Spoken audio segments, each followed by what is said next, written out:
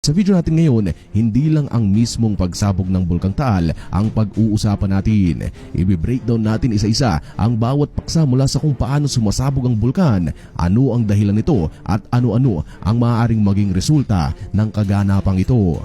Una natin pag-uusapan ay ang phreatic eruption. Kaliwat kanan ang dinig natin sa salitang ito na binabanggit ng mga nagbabalita sa Pilipinas. Ngunit ano nga ba ang ibig sabihin nito? Well kaibigan, marami ang katumbas na salita ng phreatic eruption. Andyan ang ultravolcanic eruption, phreatic explosion at steam blast eruption.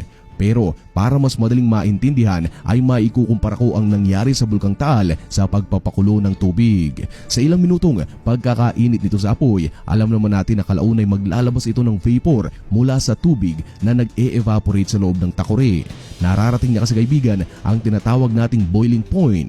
Parang ganoon din ang nangyayari ngayon sa Bulkang Taal kaibigan. Ang magma ang nagsisilbing apoy at ang lupa naman ang nagsisilbing sisidlan ng tubig. At pag nagkaroon ng kontak ang dalawa, magpuproduce nga ito ng vapor. Pero hindi lang ito basta-basta vapor kaibigan.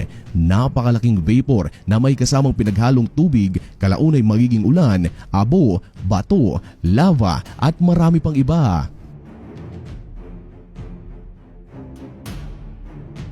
Ito ang isang litrato kaibigan para mas madaling ma-visualize natin ang nangyayari sa loob ng isang bulkan. Uumpisahan natin sa una. Ito ay ang tinatawag na water vapor cloud. Ang pangalawa ay ang magma conduit o yung daanan sa loob ng bulkan. Pangatlo, layers of lava and ash o yung naipong abo at lava sa gilid ng magma conduit. Ang pangapat ay ang stratum o yung iba't ibang layers ng bato sa ilalim ng lupa. Panglima ay ang water table kung saan naiipon ng tubig sa ilalim ng lupa. Pang-anim ay ang pagsabog mismo ng magma sa ilalim ng lupa. Pangpito ay ang chamber o yung kanlungan naman ng lava.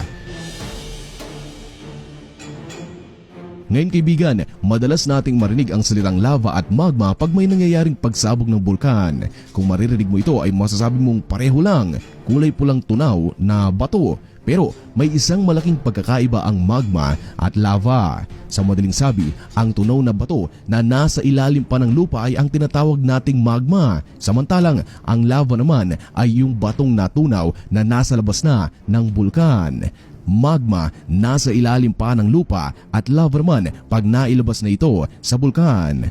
Ngayong may kaunting kaalaman na tayo sa kung ano nga ba ang nangyayari sa loob ng Bulkang Taal ngayon, sa parting ito naman kaibigan, ang pag-uusapan natin ay kung ano ang susunod na mangyayari sa Taal. Tapos na ba ang pagsabog nito o nagsisimula pa lamang? Well kaibigan, iba-iba ang stages o pagkakasunod-sunod ng pagsabog ng bulkan. Pero para mas madali nating maintindihan ang lahat ay ikakategorya ko na lamang ito sa tatlo. Una ay ang tatawagin nating preparation phase. Sa pagdaan ng panahon kaibigan, ang sisidlan ng magma sa loob ng lupa ay napupuno. Bagamat marami pa ang mga maaaring dahilan ng pagsabog ng bulkan, ay ito ang kadalasan. Pag napuno ito ay unti-unting lalabas ang magma papunta sa kinalalagyan ng naimbak na tubig. At ito nga ang magiging resulta, ang phreatic eruption.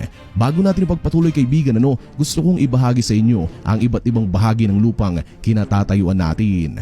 Ang mismong kinatatayuan natin ay ang tinatawag na continental crust. Kabilang dito ang oceanic crust o yung lupa sa ilalim ng dagat.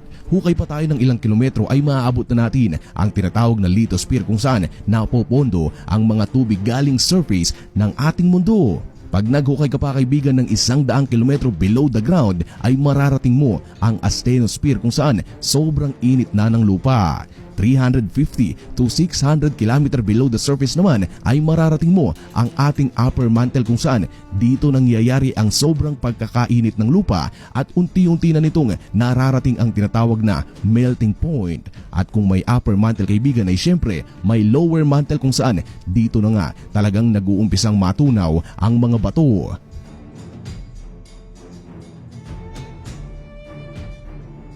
Sa preparation phase kaibigan, nagkakaroon dito ng kaliwat kanang may hinang pagyanig o lindol. Sa second phase naman kaibigan ng pagsabog ng bulkan ay ang tatawagin nating eruption phase. sa parting ito, tapos na ang phreatic eruption at tama ka, nagbabanta na ang totoong pagsabog ng bulkan. Kumbaga, ang phreatic eruption ay warning pa lang. Sa parting ito, hindi lang basta vapor ang lalabas kundi ang mismong magma na nasa loob nito na kalaunay magiging lava at bukod sa makapal na usok ay makakakita na tayo ng mapula-pulang ilaw galing sa lava na lumabas sa bukana ng bulkan. Andito din ang pinagsamang water vapor, carbon dioxide at sulfur dioxide na mapupunta sa ating atmosphere at kalaunay babagsak sa bubong ng ating mga tahanan. Sa second phase kaibigan ay mas lalakas pa ang lindol na maaaring maging dahilan ng pagbagsak ng ilang mga establishmento malapit sa nag-aalporotong bulkan. Ang third phase naman kaibigan ay ang tatawagin nating ending phase. Dito na unti-unting kakalma ang lahat. Mag-iiwan ng malaking butas ang magma sa ilalim ng lupa. Lalawak palalo ang bukana ng bulkan. Ito ay dahil sa pressure na nanggagaling sa ilalim. Pero kahit tapos na ang pagsabog ng bulkan ay hindi pa rin tayo ligtas. 3 lang ang nabanggit kong phase pero isasabit ko na rin ito. Pagkatapos sumabog ng bulkan ay magkakaroon ang mga komunidad sa gilid nito ng tinatawag nating lahar. Ang lahar kaibigan ay ang pinagsamang tubig at buhanging bulkan. Kadalasan ang pangyayaring ito ay nagre-resulta sa flash floods, pagkakabara ng drainage system at marami pang iba. Ngayon, kung sa Pag-asa ay may mga signal warnings, ang PhilVox o Philippine Institute of Volcanology and Seismology ay mayroon din ito. At ito nga ang mga sumusunod. Ilang minuto ang lumipas matapos maglabas ng vapor ang bulkan ay pinatawan ito ng Alert Level 2 o Moderate Level of Volcanic Unrest ang bulkan. Sa Alert Level 2 kaibigan ay mayroong mararamdamang pagyanig, paglabas ng usok at pagkakabiyak-biyak ng bato sa kalapit na mga komunidad. Matapos ang ilang oras kaibigan, itinaas ito sa third level o high level of volcanic unrest. Dito, lalong lumalakas ang pagyanig. Kasabay nito ang paglabas ng makapal na usok at abo na nanggagaling sa bulkan. At hindi naglaon, itinaas ito sa fourth level o hazardous eruption imminent ang bulkan. Sa parting ito, mas malakas ang pagyanig na mararamdaman, pagbuga ng abo at kung makakalapit ka dito, unti-unti ka na ring makakakita ng lava sa itaas ng bulkan. At mayroon pa tayong panglima at sana wag na tayong humantong doon.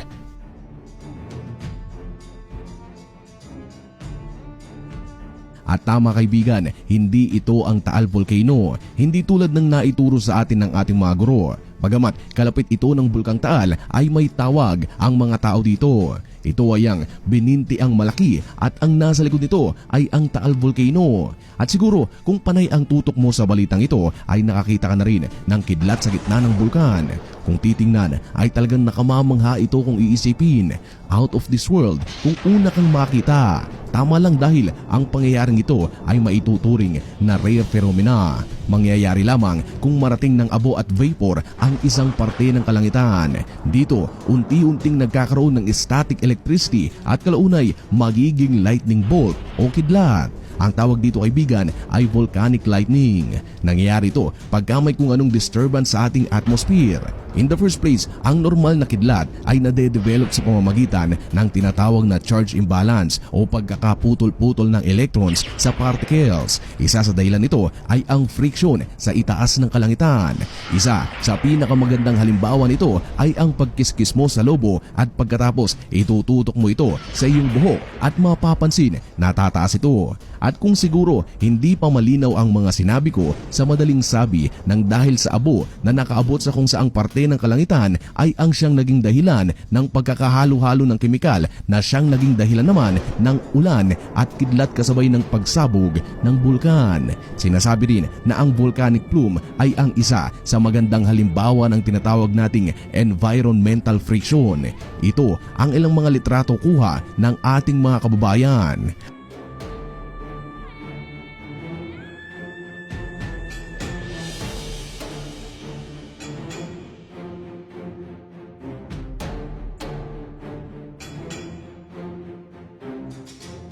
At yan ang ilang mga balita at kalaman na nakalap ko sa maghapong pananaliksik. Unang bahagi pa lang ito kaibigan, maghihintay lamang ako ng ilang mga update at tsak ibabahagi ko sa inyo ang lahat. Sa ngayon, sana'y manatiling ligtas ang bawat isa sa inyo. Huwag tayong magdalawang isip na lumikas kung kinakailangan.